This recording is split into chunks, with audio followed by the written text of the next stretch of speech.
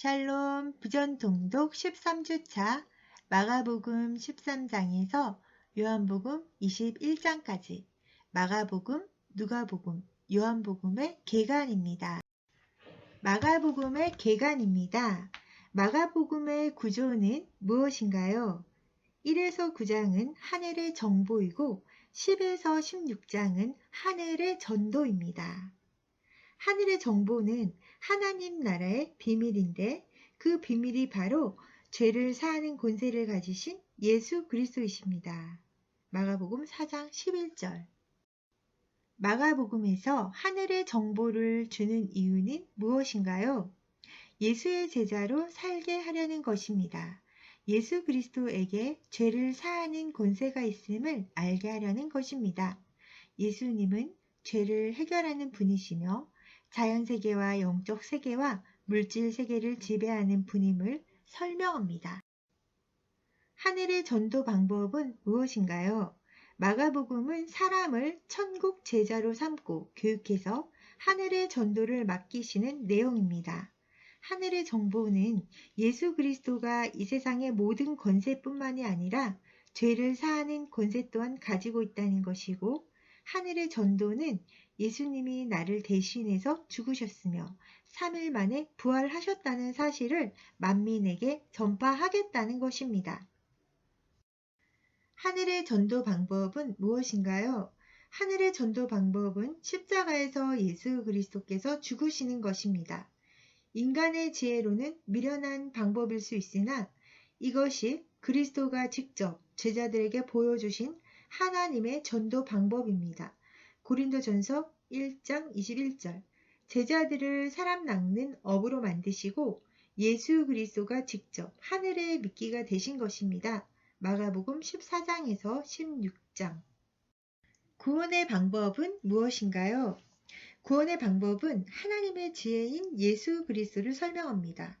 마가복음 10장에서 부자 청년과 바디메오를 통해 세상의 탐심을 버리고 오직 자신이 죄인인 것과 예수가 그리스도이심을 고백하는 것이 구원의 길임을 설명합니다. 구원은 사람은 할 수 없고 오직 하나님만이 하실 수 있습니다.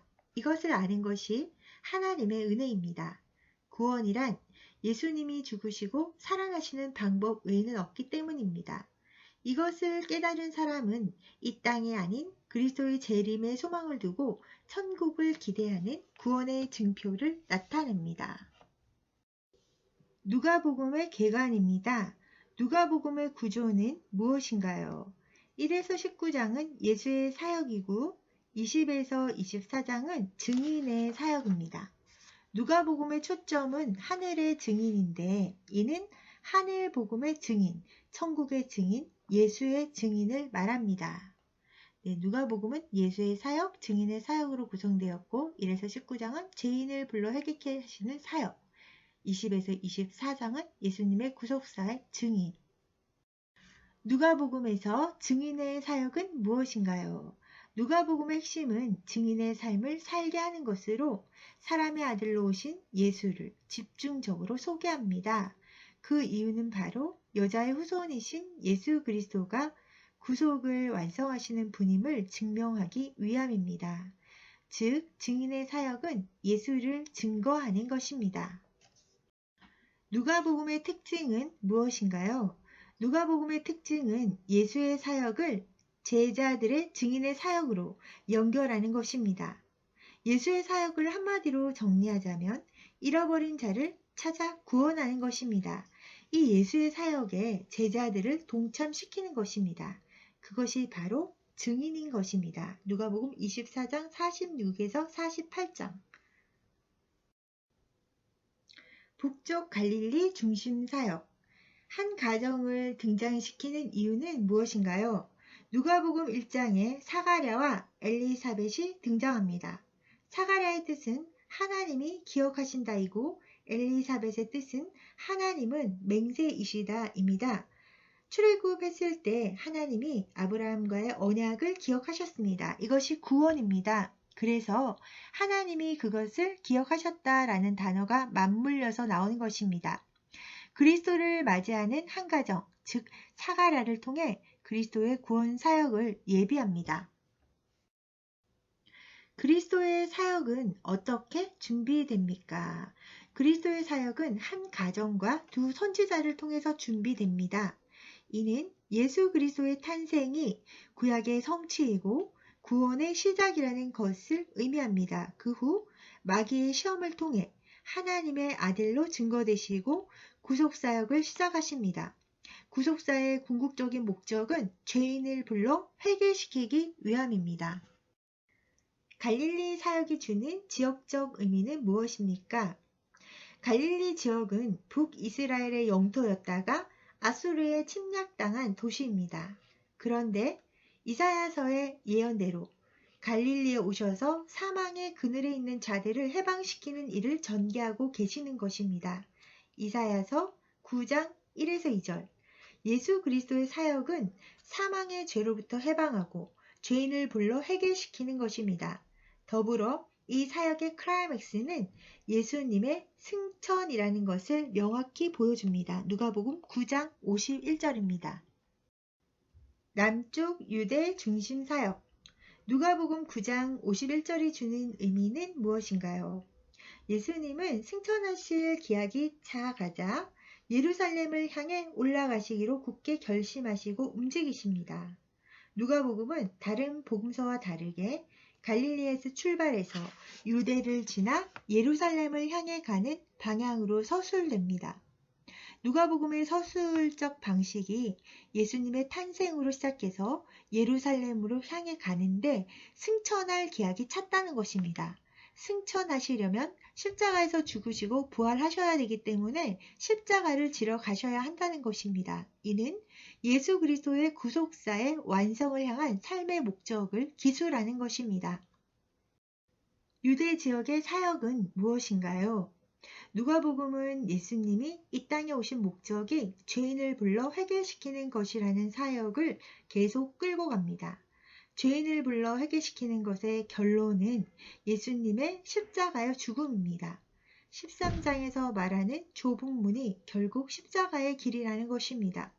하나님 나라를 회복하고 병을 낫게 하는 것이 복음입니다. 그런데 13장 32에서 33절은 오늘과 내일과 모레의 3일 길을 설명하고 있습니다. 그러면서 내가 갈 길을 가야 하리니 선지자가 예루살렘 밖에서는 죽는 법이 없느니라 하고 말씀하십니다.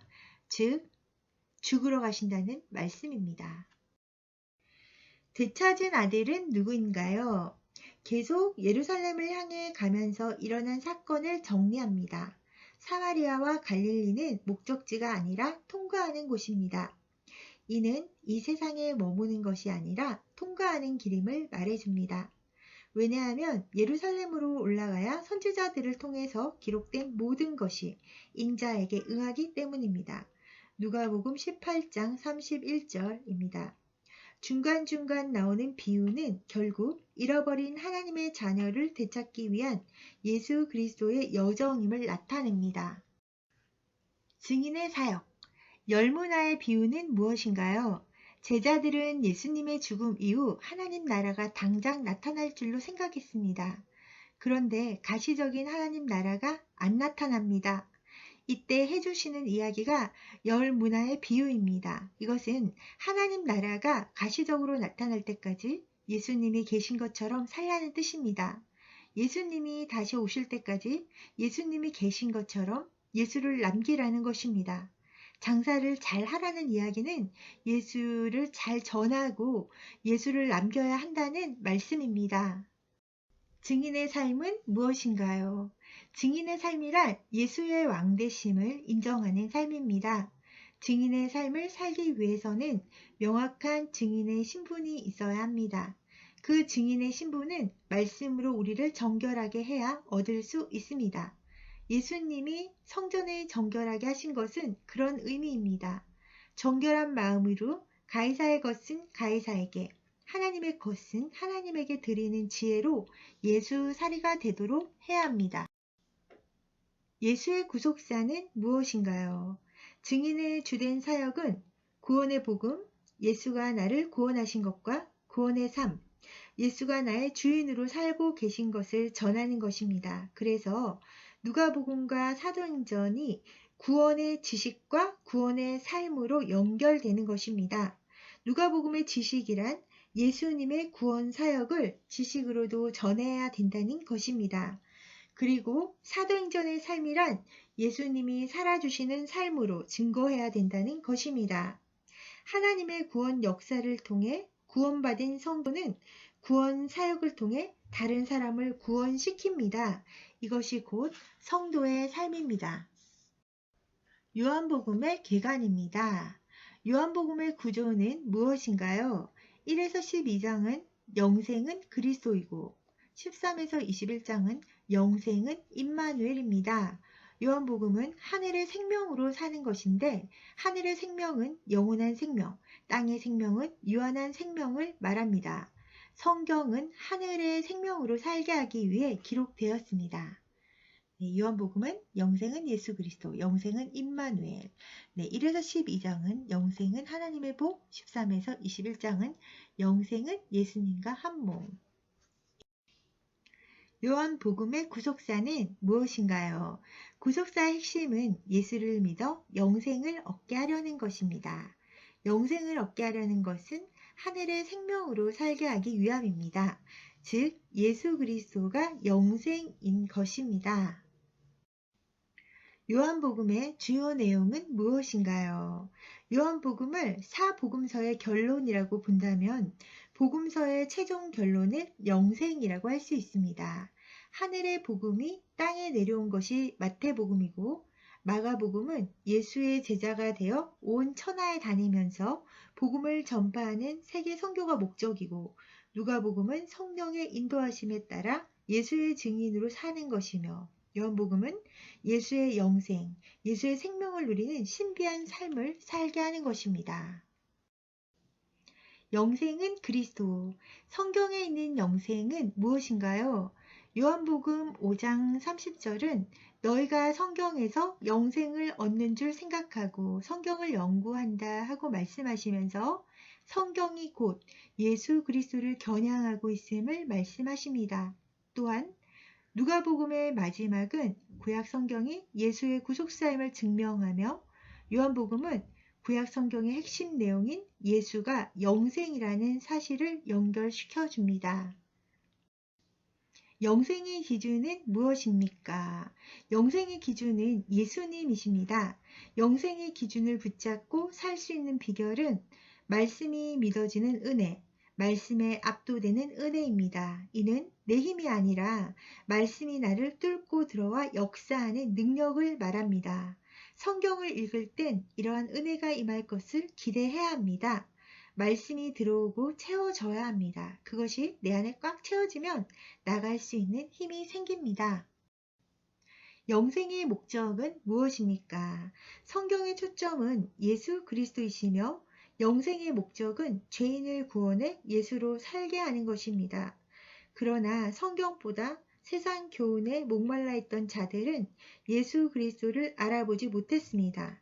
맹인이 눈뜬 사건은 예수님이 진리의 눈을 뜨게 하사 예수 그리스도의 실체를 보게 하신 것입니다. 영적인 눈이 열리면 예수 그리스도를 보게 되고 예수 그리스도를 보면 참 성전으로 살게 됩니다. 영생은 임마누엘. 구속사는 어떻게 성취됩니까? 구속사는 예수 그리스도의 죽으심으로 성취됩니다. 구약 성경에서 예언된 메시아는 바로 예수 그리스도시고 예수 그리스도는 하나님의 본체이십니다. 빌립보서 2장 6에서 8절. 하나님의 본체이신 그리스도가 죽고 부활하셔서 성령으로 우리에게 임마누엘 하시겠다고 약속하십니다. 요한복음 16장 7절. 그리스도가 성령으로 우리 안에 임마누엘 하시는 것은 영생의 비밀입니다. 영생의 신비는 무엇인가요? 영생의 신비는 성령을 통해서 육신의 마음판에 새겨진 새 언약을 말합니다. 새 언약의 신비는 예수를 주로 고백하고 증거하면 알 수 있는데 그것이 바로 성령을 통해 그리스도가 임마누엘 하시는 것입니다. 성령은 눈에 보이지 않지만 분명히 살아서 역사하십니다. 영생의 신비는 육신의 마음판에 새겨진 새 언약의 신비입니다. 영생의 신비는 어떻게 성취되는 것일까요? 영생의 신비는 십자가 사건으로 성취됩니다. 예수님이 잡히시면서 바라바가 사면을 받았습니다.